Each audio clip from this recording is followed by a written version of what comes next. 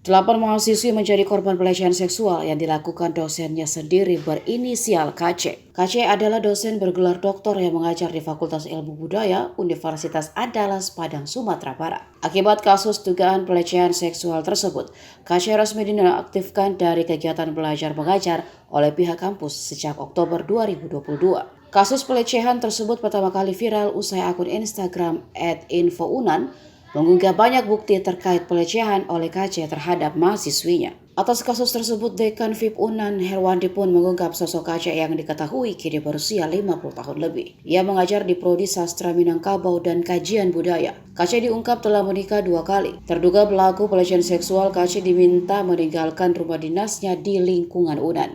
Kendati sudah dinonaktifkan, terduga pelaku masih berstatus sebagai PNS. Mengenai modus, salah satu korban sebagaimana diceritakan ke Women Crisis Center Nurani Perempuan adalah masalah nilai. Direktur WCC Nurani Perempuan Rahmi Mary Yenti menyebut korban ketakutan karena mendapat ancaman dari KC. Modus pelaku dalam melancarkan aksi cabulnya beragam, mulai dari tidak memberikan nilai hingga mengancam tidak meluluskan mata kuliah yang diajar oleh pelaku. Dari keterangan korban terungkap dosen KC tidak hanya melakukan pelecehan seksual, tapi ada korban yang sampai diruda paksa.